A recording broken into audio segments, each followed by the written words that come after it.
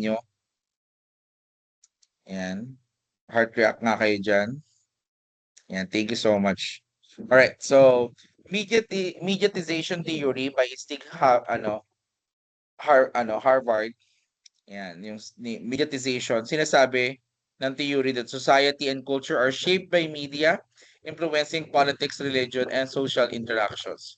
But ang sinasabi ko sa inyo, yung pop culture natin ay it's combination of all the media and the culture that we have are somehow influenced by the media na kinukonsumo natin. So ito yung theory na kumbaga nag-support doon sa konsepto na yon. According kay Snake Harvard, um, yung pati yung behavior ng society, no, and the culture within the society, all of those are shaped by media, no, and beyond that, media influence also the politics, the perception of the people about the politicians, imagery, no, yung imahe ng mga politiko ay influence yan ng media, 'di ba?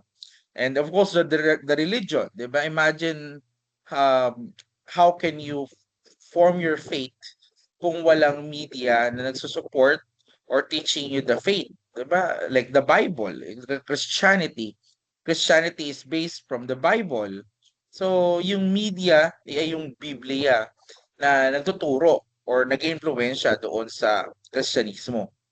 So the rise of social media politician is also an example of the or application of this theory and who build influence through Facebook, TikTok, and YouTube. Di ba, yung mga ganyan tayo, mga vlogger, naging turn to become politician, nanalo sila, sisikat sila. Ayun. The digitalization of religious practices during the pandemic, we experience online masses and virtual devotions, 'di ba? Yung mga services ng simbahan ay ginagawa via online. Ayun, kaya kumbaga ano nag-transfer na hindi mo na kailangan maging face to face, nandoon ka sa simbahan. Basta mag-live ka lang, live stream ka lang, pwede na, 'di ba? So that's mediatization. Kino-convert yung face to face na event, kino-convert into live stream or online live streaming event, 'di ba? Nakakapag-tune in yung mga tao. Ayan.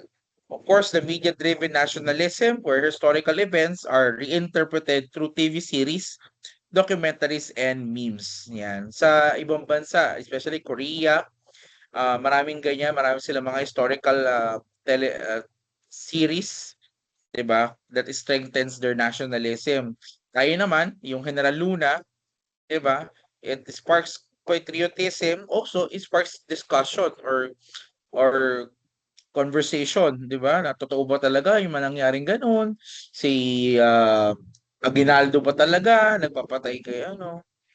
Yan sa kay General Luna, 'di ba? So, um people learn from media. By consuming media, natututo yung mga tao. They get information. And somehow this information influences their culture, their society. Okay? Now, another is the post-truth and fake news theory. In the digital age, objective facts become less influential than personal beliefs and emotion, leading to misinformation and political polarization. So, pag sinabi post-truth, nasa post-truth age na tayo, that whatever comes on your mind, you can prove it. 'Di ba? Sabihin mo na ang mundo flat, kaya mong makahanap ng ebidensya na mundo ay flat. Sabihin mo na ang mundo ay square, meron kang mahahanap na na content or information that could support your claims na square yung yung your earth. That's the post-truth, no, and fake news theory.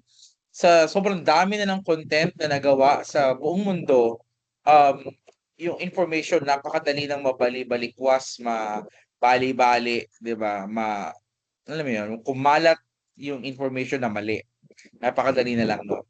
The spread of historical revisionism, ayan, the rise of fake news influencers, and the influence of echo chambers. So ano ba itong mga to? Um, Wait lang.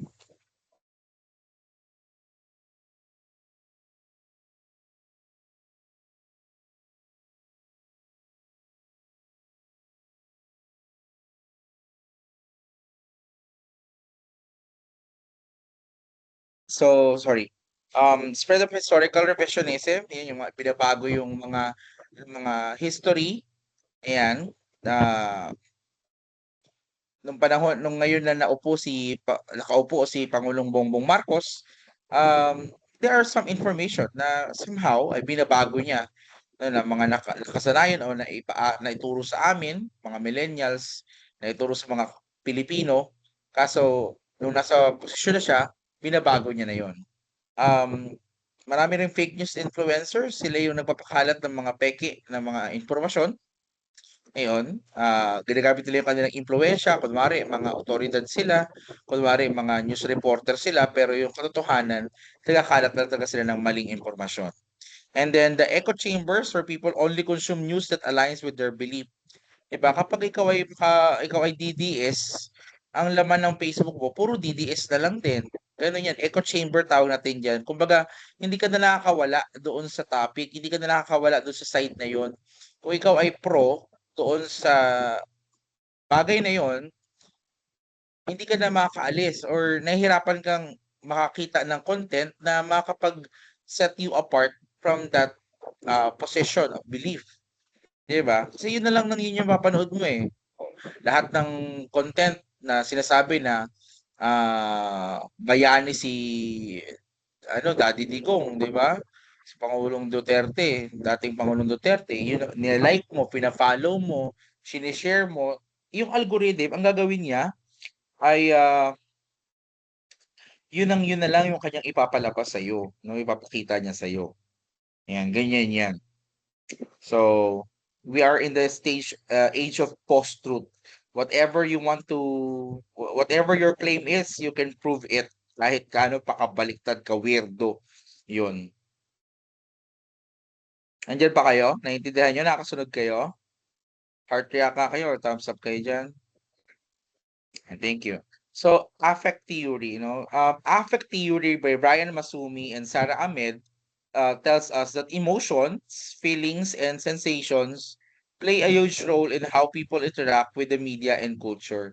Malaking kinalaman yung emosyon natin, nararamdaman natin, pati yung sensations natin, no? How we perceive these feelings. May role siya on how we interact para tayo mag-comment, mag-share, para tayo mag-engage with different media as well as different culture. Ayun. So, halimbawa, ikaw, ayan, yung sabi nila, the hugot culture in Philippine cinema and music, yung hugotera, ang mapapanood niyo talagang mga pelikula, puro hugot. Yung mga kanta, puro malulungkot, di ba? Kasi, ano yun eh, kumbaga, yun yung trip niya eh. Kung halimbawa, ikaw naman, ano ka, masayahin ka, or sabihin natin na, alam mo yung gusto mo, light lang, di ba? Ang papanoorin mo, puro komedya, puro comedy. Di ba? Yung preference mo, nakadepende doon sa emosyon mo. Yan yung sinasabi ni Brian Masumi and Sarah Ahmed na affect theory. May kinalaman yung consumption mo ng media at ng culture doon sa emosyon mo. The way politicians use emotions yan to manipulate public sentiment, 'di ba? Naalala niyo yung sinasabi ni Tolentino, Villanueva. Ni Villanueva, 'di ba? Sabi niya, ano 'yun? Um, Espiritu ng bayan ba 'yun? Ano ba 'yun? 'Di ba yung nag-aano siya, nag-speech siya, 'yan, 'yan. Kaluluwa ng bayan. Kaluluwa ng bayan, mukha naman siyang kaluluwa, din. Pero anyway, basta yung gano'n, yung nagdadrama-drama, ayan. Tapos si Robin Padilla just recently, 'di ba, sabi niya yung mga kabataan daw masyado ng mahina ngayon, weak daw. Kasi nung panahon daw na-depress naman din daw siya, ayun. Pero basta ngayon daw weak na raw yung mga kabataan. Siya nga weak din naman, hindi naman tayo nagreklamo, 'di ba? 'Di ba? Puwede lang sanang magpa-impeach ng senador, eh, dahil o sige weak na tayo, weak na yung mga kabataan, siya naman bobo siya. Ayun. So, yeah, politicians, they manipulate the public sentiment. Ano sila, yung gamit nila emosyon. Yung iiyak-iyak sila, yan, gano'n. So the rise of fan-driven emotional movements such as fan defending their idols on social media.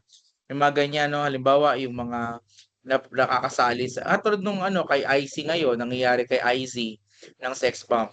Yan. So there are fan-driven emotional movements na parang 'di ba inaano nila ngayon si Alvin Aragon kaya daw ganyan si Alvin Aragon kasi ego lang daw ni Alvin Aragon 'yan at ayaw daw gusto daw siya ang sumikat hindi si IC, 'di ba? Yan. So yung mga ganyang klaseng mga grupo or kilos ng mga grupo ng mga tao sa social media, that's part of the affect theory, no? May mga tao talagang kumikilos na ginagamit yung emosyon kaysa yung intellectual. Prosumption, 24, ayan. Consumers are also producers of content leading to user-generated culture.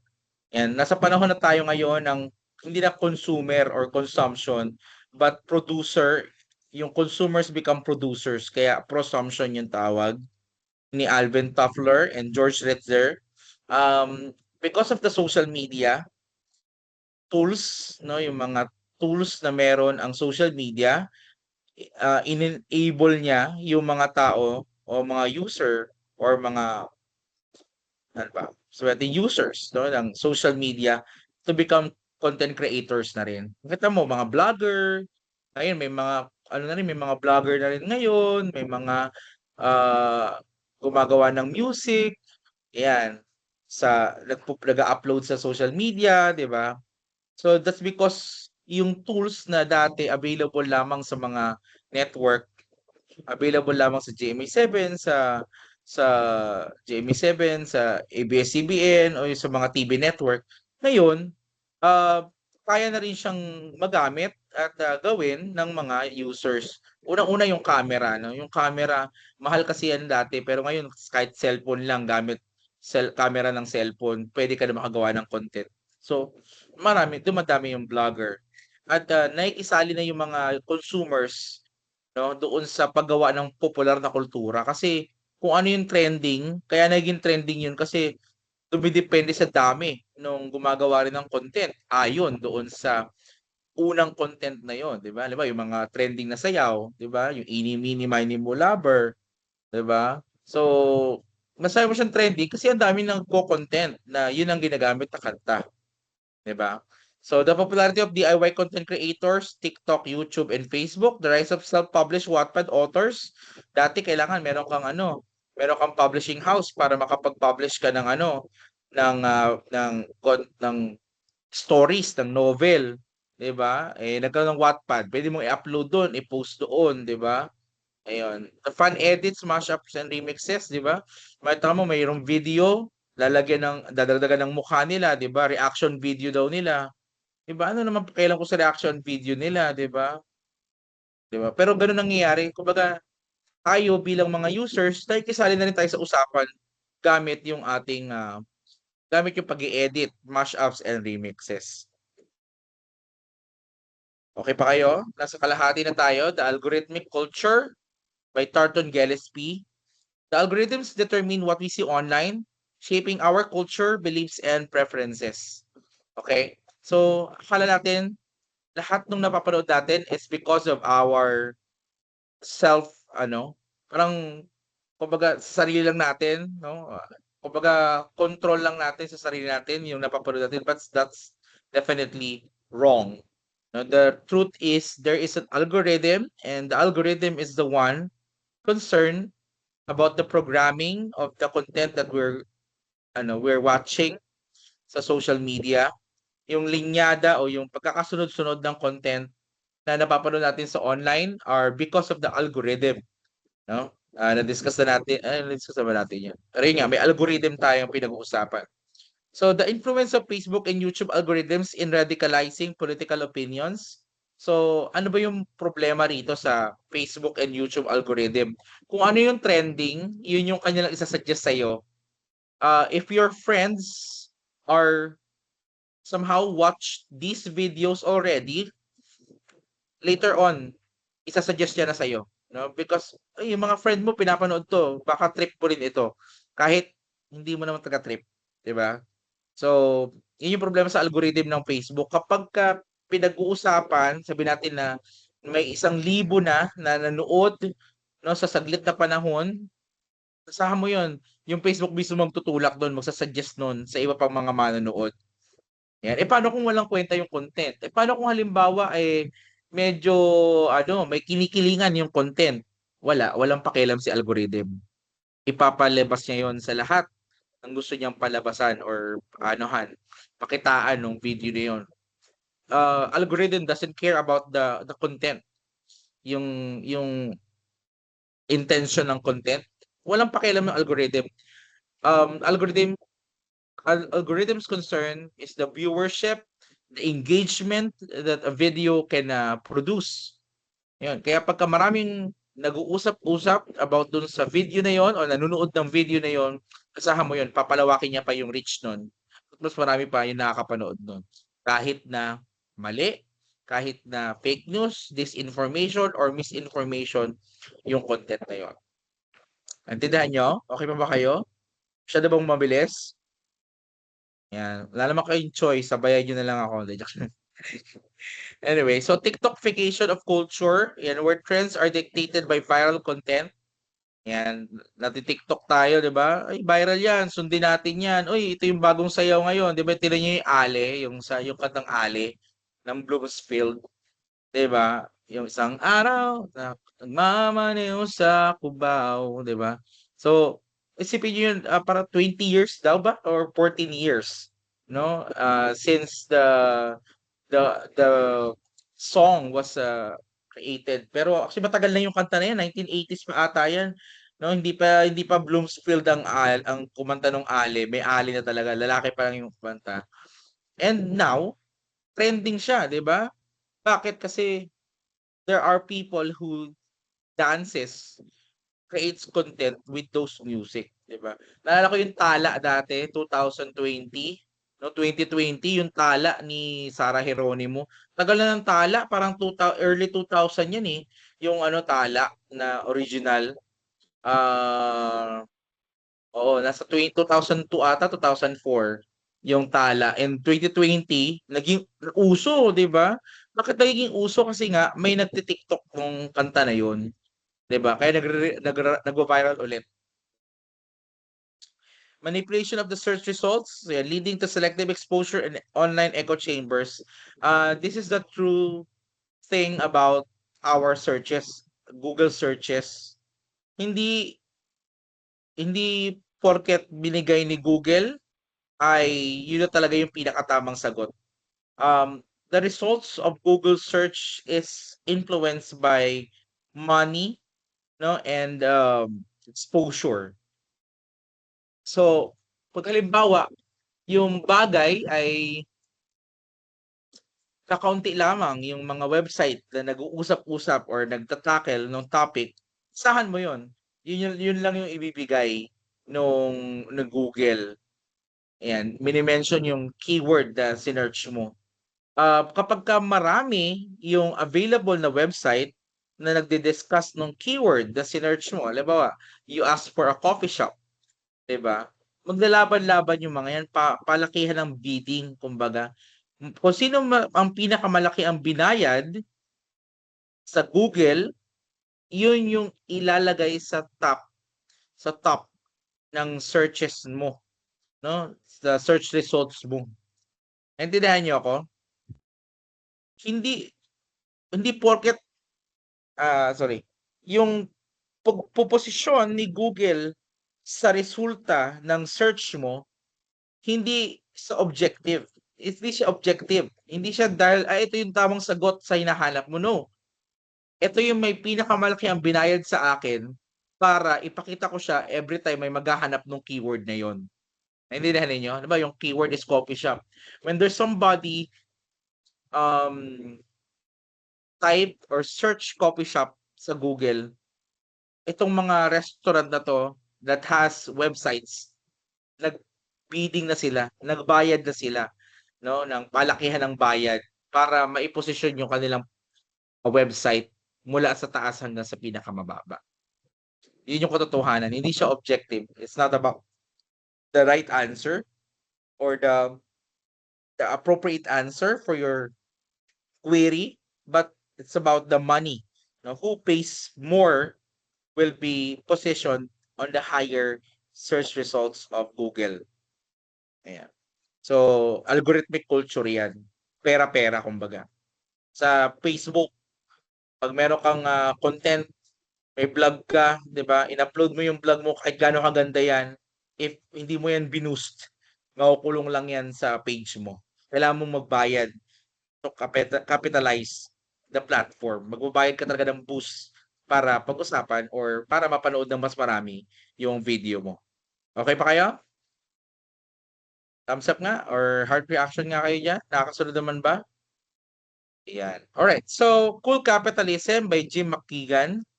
The cool capitalism adapts by making rebellion, no? Yung rebellion, subversion, countercultural, culture profitable. So yung idea kasi ng cool, no? May hot, may cool, ganun. May hot, may warm, may cool.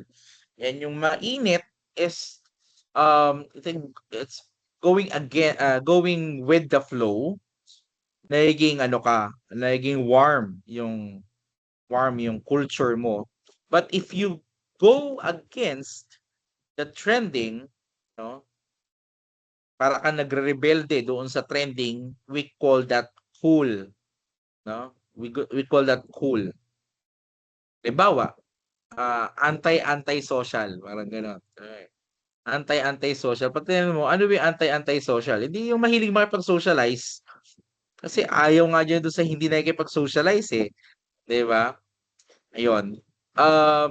Halimbawa yung paglalagay ng yung pagpapatato, 'di ba? Sabi ng nanay mo, "Wag ka magpatato." Eh, gusto mo magpatato, nagpatato ka kasi feeling mo cool 'yon, 'di ba? Feeling mo ang angas mo, you go against government, you go against the authority. 'Yan. So, cool capitalism yung tawag natin kapag dininegosyo yung mga bagay na yun, yung mga gano'ng kaisipan. Ano pa ang example natin? Halimbawa, ay kayo na mag-isip 'no, any making rebellion, halimbawa, ah, nag-DDS ka, 'di ba? Nag-DDS ka, eh, si Bongbong Marcos yung presidente natin, eh, 'di ba? So 'pag DDS ka, nagpo-post ka ng DDS parang you go against the government, 'yan. Pinagkakakitaan mo yung cloud chasing, na 'pag cloud chasing ka, 'di ba? 'Yan. Saka pa natin i-discuss yung cloud chasing. Pero yun nga, you make money by doing things or doing actions of acts of rebellion, subversion, and counterculture profitable. So, commercialization of activism, ayan, where brands use social issues for marketing. Nagbebenta ng t-shirt, rainbow capitalism during Pride Month, 'di ba? O show me your that you are proud member of the LGBTQ, 'di ba? Ayan. Huwag niyo na daw gamitin yung member of LGBTQ kasi hindi naman yan organization na may membership. Tawagin niyo ng LGBT o halimbawa si ganito, an LGBT, a LGBT, 'di ba? Gano'n na agad, hindi a member of LGBT. Ano ba 'yan, meron bang ano 'yan, meron bang kooperatiba ba 'yan, nagpapautang ba mga 'yan, 'di ba? Hindi mo kailangan ng member, eme. Ano na, i-state mo na LGBTQ, 'di ba, lesbian, gay, transgender, 'di ba? Wala lang member. So, ayan nga, yung nagbebenta ng ganyan, ano pa ba? Halimbawa ay dati yung si Rizal, yung ano ba yun, yung icon niya si Rizal na naka-shades. Ayan. Ano yan? Commercialization of activism. Bibili ka ng t-shirt na yon kasi feeling mo active ka, aktivista ka, 'di ba? 'Yun. Marami pang ganyan, marami pang iba. Halimbawa sa 7-Eleven, Pagka ano, kapagka pulubi ka, 'di ba, pagka pulubi ka, ang gawin mo, 'wag kang isang lata lang, ano, 'wag lang isang lata lang yung gamitin mo 'pag namalimos. Ang gawin mo tatlong lata ilagay mo, 'no? Sino ang pinaka mapagbigay? Kristiyano, Katoliko, o iba pa 'no, o iba pang ano relihiyon. Oh, ngayon magkokompetensya sila ngayon 'di ba, para ngayon nagsubasta 'di ba? Mas mabait pala yung mga Katoliko, eh. Wala pala yung mga born again, eh, o kaya baliktad, wala pala yung mga Katoliko na yun, eh. Mas mabait pala yung mga born again kasi mas malakas magbigay, oh, 'di ba? Gano'n, gano'n mamalimos. Hindi ka pa nasa isang lugar ka lang pero may branch ka na, 'di ba? Yung isang lata branch number 1, yung pangalawang lata branch number 2, tapos yung pangatlong lata branch number 3. Ayan. So you make money out of activism or ayun nga, no, rebellion. The way woke culture is used in advertising to attract younger consumers. Mga woke. Ayan, ano ba yung mga woke na 'to? Nakalimutan ko na yung mga woke na yan, woke culture, yung mga basta mga woke daw yan, eh. Nakalimutan ko, sorry. Basta kayo mga kabataan alam niyo naman 'yan, 'di ba? Halimbawa yung yung lakad, ano ba tawag ano bang tawag? Tulungan niyo nga ako. Ano bang tawag yun, yung lakad na mayabang, 'di ba? Yung kay King Kong, 'di ba? Sigma. Ayan, Sigma, ayan, Sigma woke, 'di ba? Sigma culture, Sigma kasi ako, eh, 'di ba? Yung mga ganyan, 'di ba? Yan. So, 'pag bumili ka ng damit na 'yon, bumili ka ng fashion na 'yon, Sigma ka, 'di ba? Oo, 'di ba? 'Yun ang mga ano ata 'yun, mga Generation Alpha na ata 'yan. Hindi na ata sa Gen Z, nasa Gen Z pa ba 'yan? Hindi, sorry, 'di ko alam, eh. Pero 'yun, mga woke culture. The rise of indie and underground culture. Ayan, meron akong kakilala. Ayaw niya ng ano, mainstream music, pero gusto niya ng banda, gusto niya ng mga gusto niya ng mga musika. Pero pagka tinignan mo yung playlist niya, puro ano, puro mga independent, mga indie music, indie bands. Ayan. Bakit? Kasi feeling niya nakakatulong siya doon sa industriya ng independent music. Ayan, wala namang masama kasi maganda rin naman talaga yung mga indie music. In fact, sila Ben and Ben. Ang Ben and Ben nagsimula naman sa indie yan, eh. 'Di ba? Lahat naman halos nagsimula sa indie. Hanggang sa siyempre tumatawid doon sa mainstream. Ayan. 'Di ba? Magaganda rin kaya, yung mga may mga mayroon talagang certain part ng culture natin na iba rin talaga yung tugtugan. Maganda rin talaga. Oo. Yeah. Hindi mahirap explain, eh, kasi sa Valenzuela hindi ako sure sa indie landscape dito sa Valenzuela kasi parang kaunti lang yung mga ano rito, yung mga night gig. Kasi dito sa Valenzuela parang 10:00 lang tulog ng mga tao, eh. Sobrang disiplinado ng mga ng Valenzuela. Ang 10:00 pagkagising ka pa ng 10:00 beyond 10 PM, bakla ka, gano'n nangyayari. Bakla, yung mga bakla na rumarampa na lang yung gising ng 10:00 ng gabi onwards, 'di ba? Ewan ko, siguro tulog na rin kayo. 'Yun, pero may mga rumarampa dito 'di ba, sa Bignay. 'Yan, dito sa Casa Rizal pagka 10:00 na, ay naku, ang dami na nila, 'di ba? Pero wala namang problema 'yun, wag lang sila manakit, 'di ba? Okey lang 'yun, support lang 'yun, ano ka ba? Ayun. So, ayan, basta sinabi ko lang. Okey, 27. Okey pa ba kayo? May nage-gets pa ba kayo? Baka naman, wala na. Ayan. Okay. So, people now form digital tribes, yung digital tribalism by Mitchell Maffesole. Uh, totoo ito, no, yung digital tribalism. People now form digital tribes or online communities based on shared interests rather than physical proximity. Kahit gaano ka kalayo, kahit kaibigan mo napakalayo na, 'di ba? Dahil kaibigan mo, pareho kayo ng interest, pareho kayo ng trip, kasama mo siya sa GC. 'Di ba? Meron kang GC, meron kang GC na ang kasama mo isa lang, o may kausap ka lang, 'di ba? May GC kayo, tatlo lang kayo, 'di ba? Tatlo lang kayong magkakaibigan.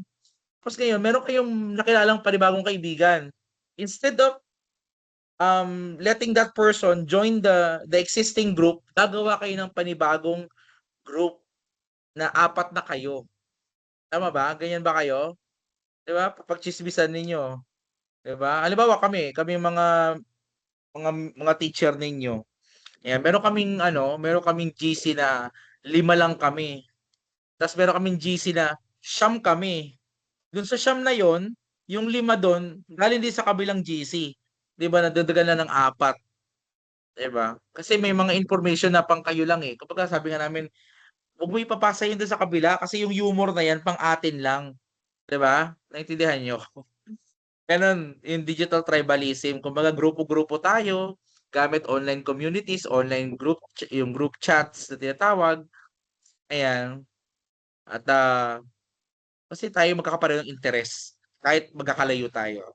Strong fan culture in the Philippines, yan K-pop fandom, online gaming communities, political supporters, may mga ganyan, may mga GC yan. Parang napakaraming GC. Halimbawa ako, meron akong GC sa mga ka-churchmate namin, katrabaho ko sa eskwelahan. Ang daming GC, nakakapagod, 'di ba? Kasi nga gano'n tayo, we are in the time na grabe na yung digital tribalism. Grupo-grupo na talaga tayo sa online. The rise of cancel culture or online mob mentality, 'di ba? Pag meron tayong cancel 'yan. Yung cancel culture sa atin pag-usapan 'yan, yung sa meron tayong kina-cancel or ginagawang invisible or wala lang, winawalang kwenta, winawalang saysay. The way social movements form online, ayan, may mga social movements, mga hashtags, gano'n, digital tribalism 'yan. Ontology. So yung ontology by Jacques Derrida and Mark Fisher, sinasabi nila that the society is haunted by lost futures, nostalgia for what could have been, often seen in popular culture. So, wala tayong lost futures tayo.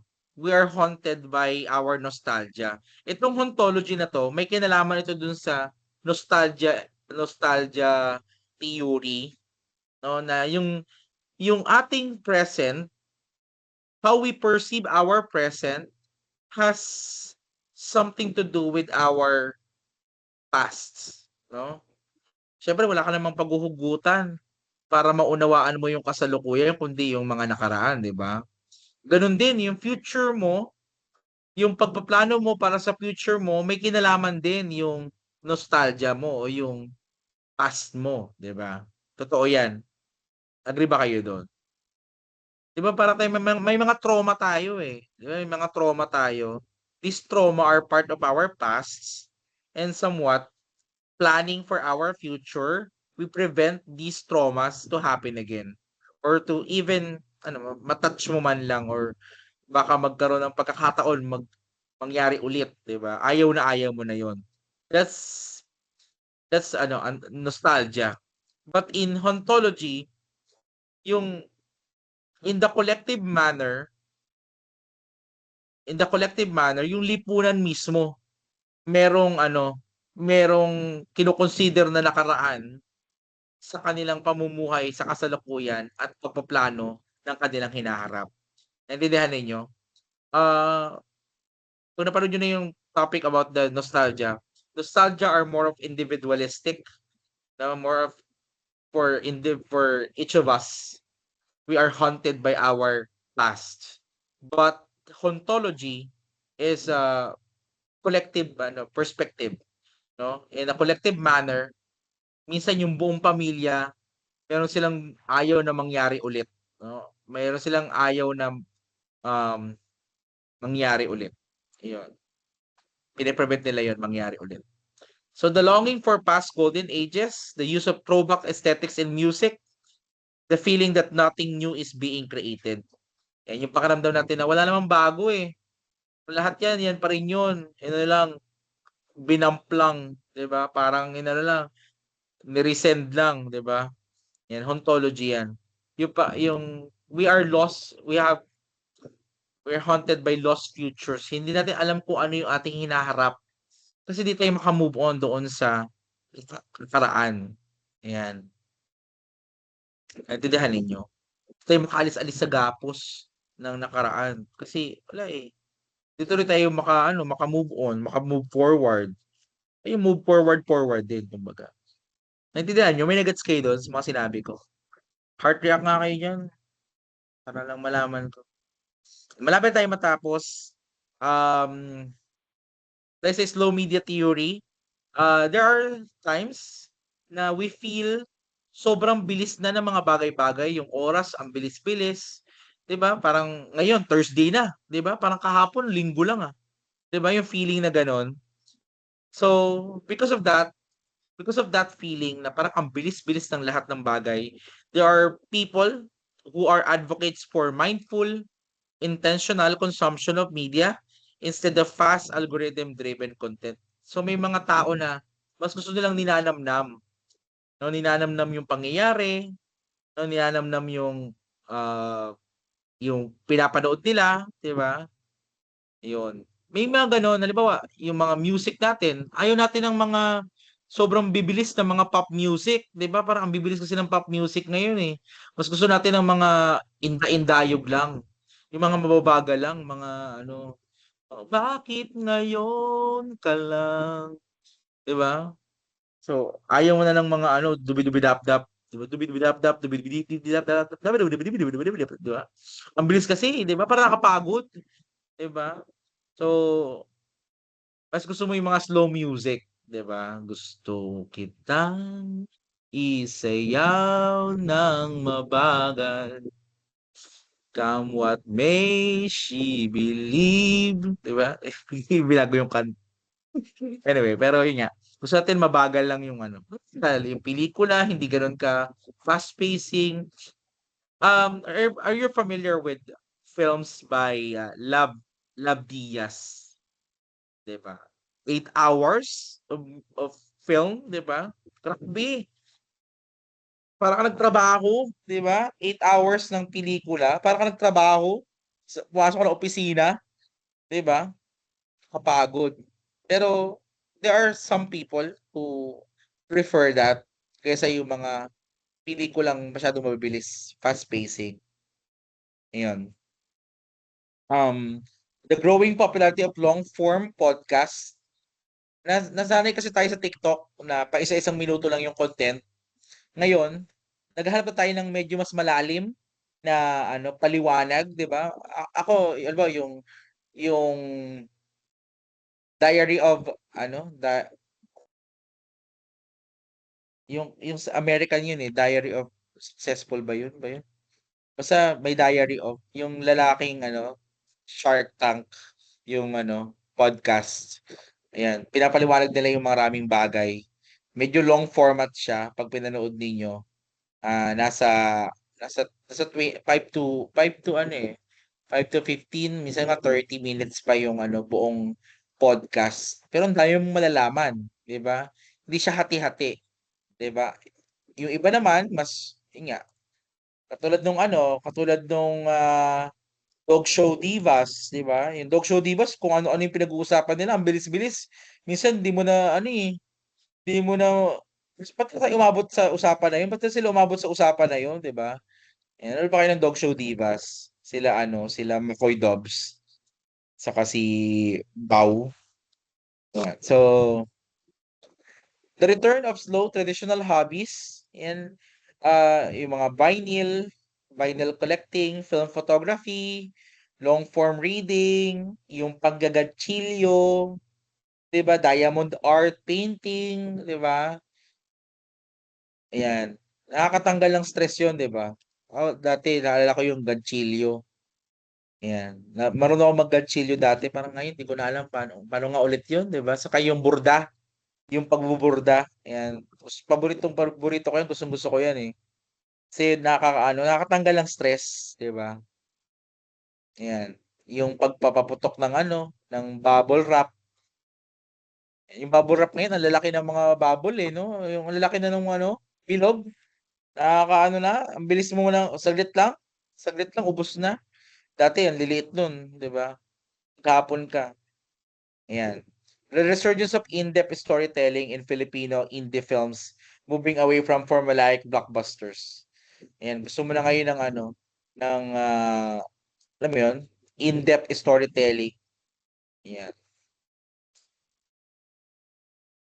And lastly, the westernization of media ni Chin Chuan Lee and Daya Tusu. So ito sinasabi nila na mahalaga 'to sa politika or sa socio-political aspect ng Pilipinas na magkaroon tayo ng de-westernization. Kasi paano yung de-westernization? Palayo, kumbaga, palayo sa western ideas, paraan ng paggawa ng pelikula, paraan ng pag-iisip, paraan ng pagkilos, 'no? Lumalayo tayo sa paraan ng western. Masyado kasing individualistic yung western. Masyado kasing ano, straight to the point ng western. Unlike ng ano, ng Southeast Asia o kaya ng Asian media, mas ano, mas applicable, puwedeng gano'n, mas relatable and, local-wise, locality-wise or proximal wise, mas nakaka-relate tayo kasi alam mo 'yun, nandun na tayo sa area na 'yun, eh, 'di ba? So the challenges the dominance of Western narratives in media by promoting local and regional perspective, 'di ba? Ako dati, ah, since high school na sa mga pelikula, ang gusto ko yung mga American movies, 'di ba? High School Musical, 'yan mga trip ko, mga James Bond movies, 'yan. Ayoko ng mga Filipino movies. Kasi ano, eh, naco-cornyhan ako, yung gano'n, may corny sa'kin, eh, na medyo nakakabobo yung mga pelikula nung time na yon ng Pilipino, mga Dolphy, 'yan nakakatawa pero parang niloloko ka lang, alam mo yon. Ayoko nung gano'n kaya ang gusto kong mga pelikula ay galing sa ibang bansa, mga especially mga American. When I was in college, na nagkaroon ako ng introduction with the European, films, from the French film festivals, marami pa, mga Cannes Film Festivals na 'yan, ah, iba't ibang mga European films, 'yan. Maganda rin yung mga ano, yung mga British films, ayun. Gusto ko yun. Ngayon, dahil nagtuturo na ako ng mga Pilipinong estudyante, medyo lumalayo na ako doon na medyo mahirap iangkop, eh. Iba kasi yung buhay ng Western, iba kasi yung buhay ng mga European, ng mga Amerikano sa buhay ng mga Pilipino, na nandun ako sa point na I should add something to the solution of what we are, experiencing or what problems we are experiencing. Gusto ko makiambag, 'di ba? Makiambag doon sa, pagsugpo ng mga problema ng lipunan natin. But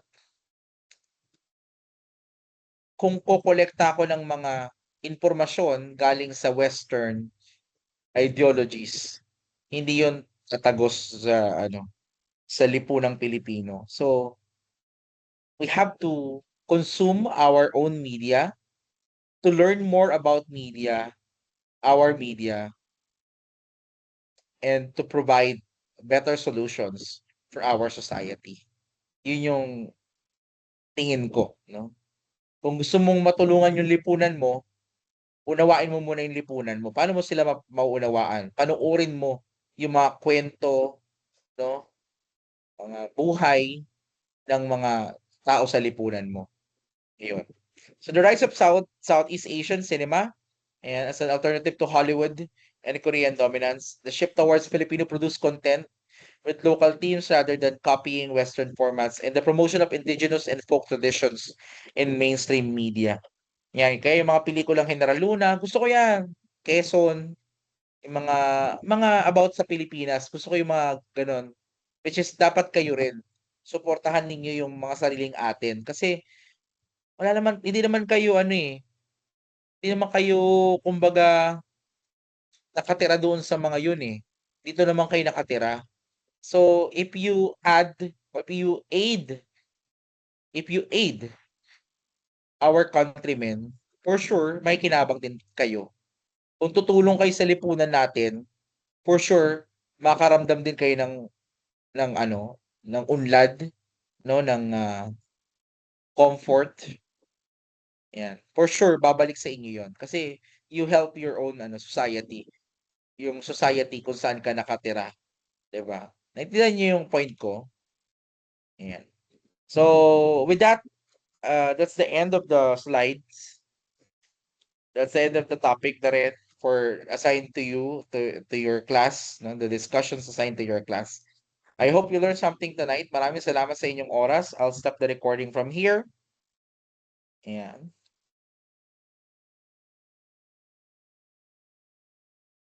Okay, and I'll